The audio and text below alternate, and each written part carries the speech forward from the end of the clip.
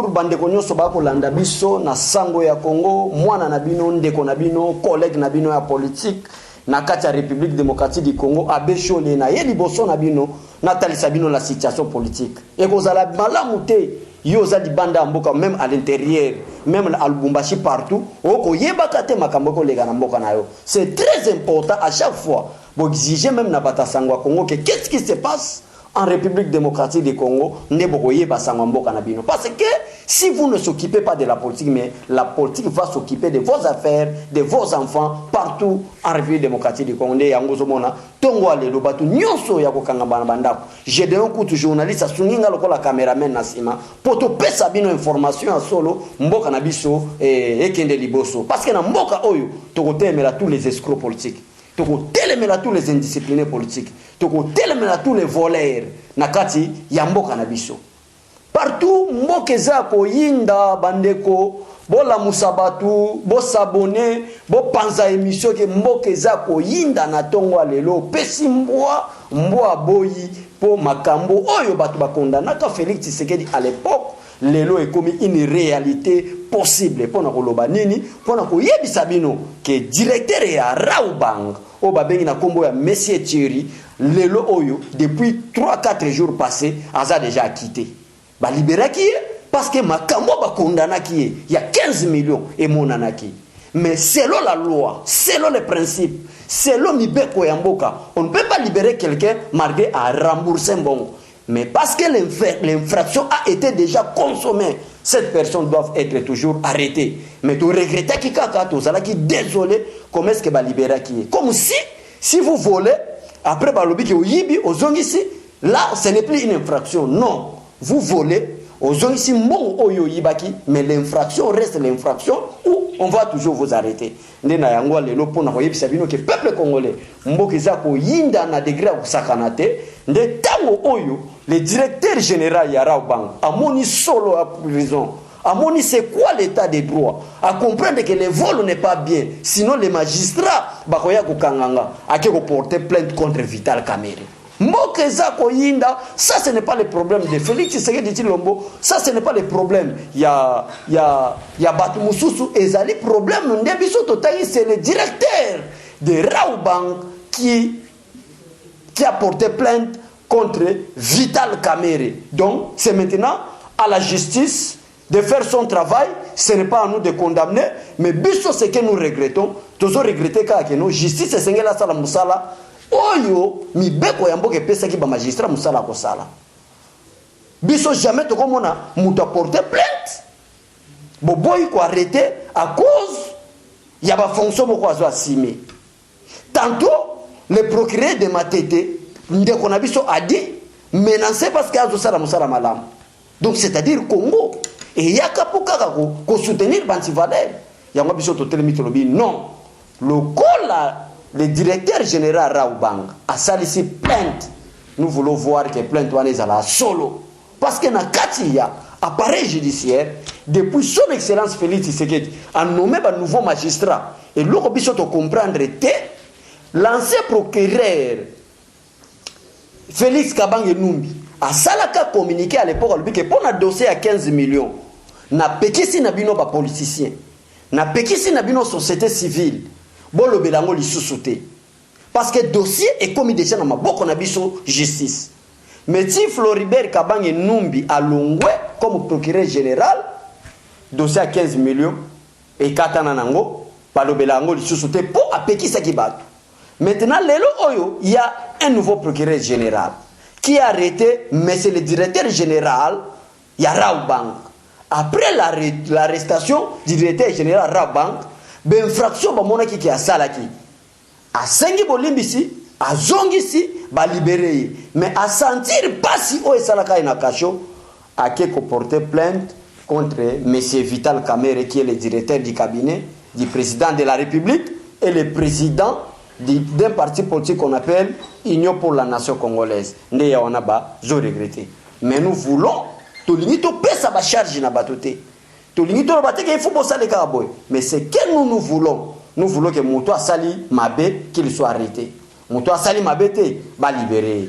nde yango na bozomona dossier mboka eza koyinda, mboka eza kobeba, mboka eza na degré kosakana te, état de droit en marche. Nani alobaki ke mutu songola kokende prison te? Nani alobaki ke mutu tel bako porter plainte te? Tala lelo ndoto ba congolais état de droit est comme une réalité à cause de l'élection, il y a son excellence Félix Tshisekedi Tshilombo. Chaque fois na yebisa kabino que Félix Tshisekedi Tshilombo aza comparable na mai o babenga na province moko ya mboka na biso Kasai, babenga yango lac Mukamba. Na kati ya Kasai kuna na lac Mukamba wana salité ezalaka te. Dès que salité comme na kati ya mai wana yango moko ekokimana ekobwaka salité. Dès que ozali muto ba salité na pouvoir Félix Tshisekedi bako bwaka yo libanda. Mais yango yote Raoul Banga ki kofunda. Yango na de salité te, yango te dossier à 15 millions ba rembourser. Maya Mukamba te e bwaki batu libanda. Yango te programme ya 100 jours à président de la République. Maya lac Mukamba te. E bibisi ba miyibi na poisa. Lelo opona koyebisa bino ke ba combattre la vérité te. Félix Tshisekedi c'est la vérité, mais tout autour il y a des incompétents. Comment est-ce que on peut vous appeler pacificateur, en même temps vous êtes en coulisses avec Joseph Kabila? En même temps, vous êtes dans des associations diaboliques contre le président de la République. Mais en plein air comme ça, on vous appelle pacificateur. Donc, peuple congolais, bon comprendre, degré nini, makambango ezana kokomela. Donc, lelo oyo, premier point na lingana yebisabino, on a déjà procureur de la République générale, azana kobongama, comment est-ce que, bako ça la plainte oyo, une réalité, ba matérialiser plainte oyo, bakanga batu. Ce n'est pas moi, c'est la justice. Mais nous donnons des informations telles que récit. Alors, deuxième point, pour la situation du coronavirus. Coronavirus est bandit dans état des nations très puissant, très organisé. La Chine, molin des pays puissants des Nations Unies. Les États-Unis d'Amérique, la France, la Grande-Bretagne, ce sont des 5 pays qui ont même les droits de veto. Des grands pays industrialisés, des grands pays développés touchés par le coronavirus. Nalingina sale la peuple congolais. Bandeko nyoso bakolanda biso na Lubumbashi, papa Nick Mukamba, papa PDG Nico Business, aux États-Unis, Petroningandu. Donc, bonsoir makamboyu, botiango vraiment au sérieux. Ba pays puissants touchés, plusieurs morts. Et il y a des pays sous-développés, c'est-à-dire en Afrique, précisément à mon pays, la République démocratique du Congo. Et touché Babolate, et touché Batanzalate, et bandit toujours dans la grande puissance, des grands hommes, des grandes personnalités, des maladies ou des bandits. Et jusqu'à présent, nous comptons 5 morts. Il n'y a que des gens ou des personnes qui ont des titres, des bakoufi na maladie. Par exemple, une grande personnalité, une grande dame, Madame Clémentine Lisière, qui vient de la Belgique, parmi les pays développés. Oyo a outi kabiso la nuit dernière, c'est-à-dire le mercredi, pour le coronavirus. Donc, peuple congolais, n'a debiné que ça a commencé au pays puissant, au pays développé, au pays industrialisé du monde. Maintenant, ça touche aux pays moins développés. Parce que je suis économiste.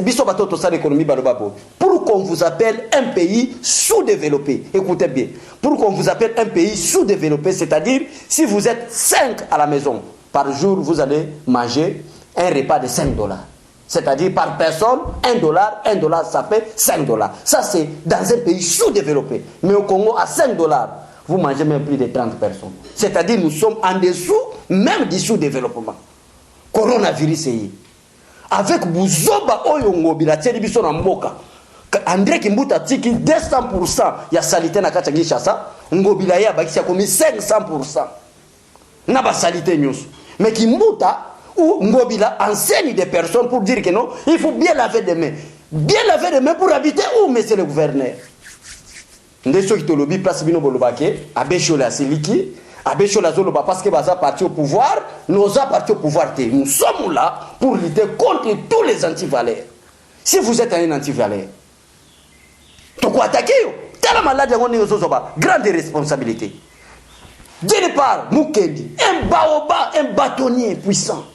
D'autre part, le directeur du cabinet du ministre de l'économie. Vous passez de l'autre côté, la directrice générale adjointe de l'ONEM. Qu'est-ce que vous comprenez? Et après, toi, Jeannette Kabila, toi, Olive Lembe, vous fabriquez des choses, si c'est de la sorcellerie, oh ma puta bosi panazolo. Vous voulez considérer les Congolais comme qui? Donc, peuple congolais, bon se protéger. Tout se protéger, parce qu'il y a des pires qui arrivent. Il y a les pires qui arrivent pour mon pays. Il y a les pires qui arrivent pour notre continent, l'Afrique. Ce n'est pas moi qui l'a déclaré, mais c'est le directeur général de l'Organisation mondiale de la santé qu'on appelle OMS, qui a fait une déclaration pour dire que le pire doit arriver en Afrique. Et vous, les Africains, préparez-vous. Ça, c'est le directeur général de l'Organisation mondiale de la santé qu'on appelle OMS, qui a déclaré. Maintenant, si vous comparez des propos du directeur général de la Banque mondiale et les propos du docteur par excellence Mukwege qui a vaincu Ebola à l'est du pays, Mukwege aussi a confirmé Maloba. Alors nous, Congolais, nous devons se préparer au pire. Même parole avec le directeur général de la Banque mondiale, le directeur général de l'Organisation mondiale de la santé. Tozo kende wapi, poto suka wapi.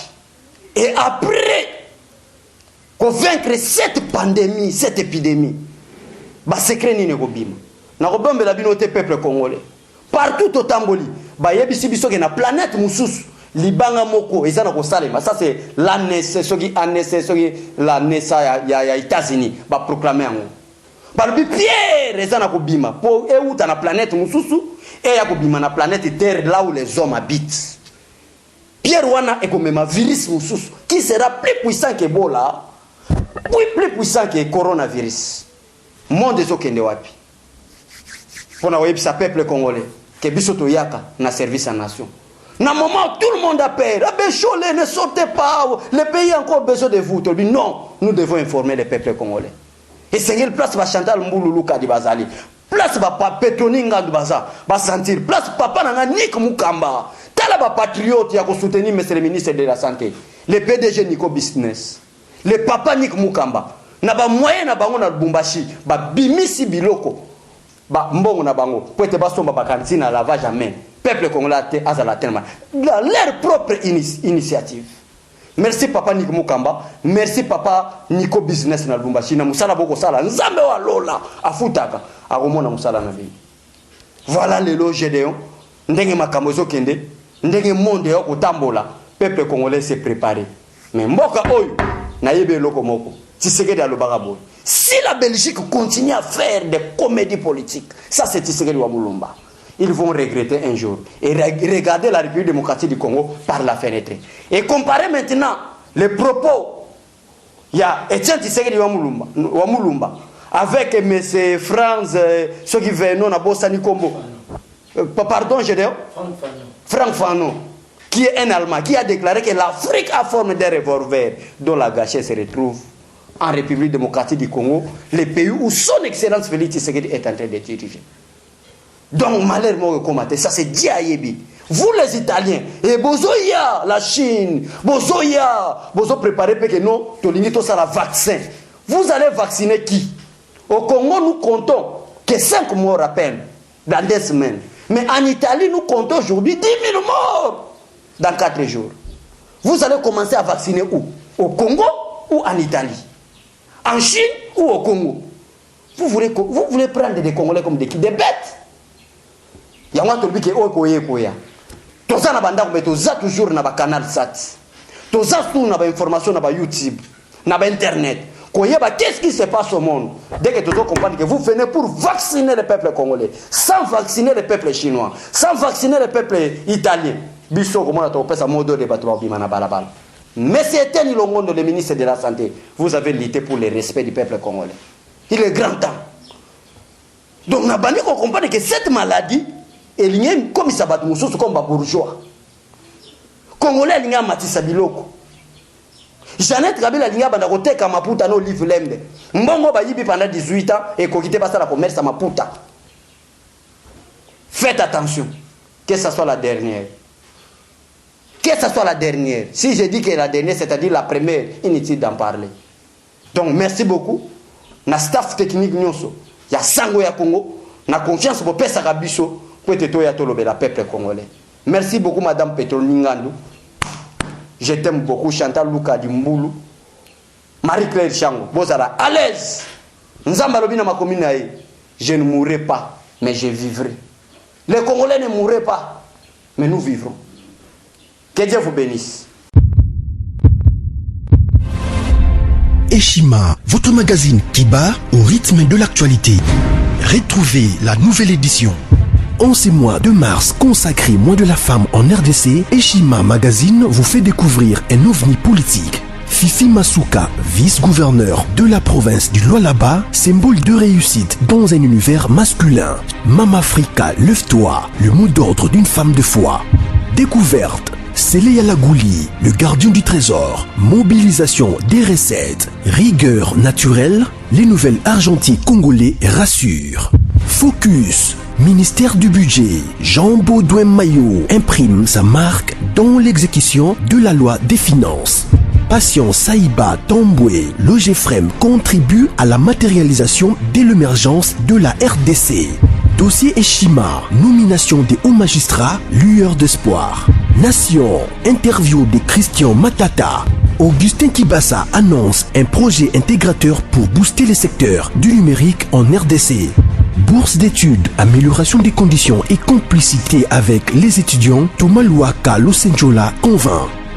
Michel Moulumba Tumpaka, les modèles de réussite et de loyauté pour la jeunesse. Culture, Mwanankazi, un statut familial particulier. Retrouvez l'intégralité du magazine Eshima dans les kiosques. Eshima Magazine, un nouveau standard d'information.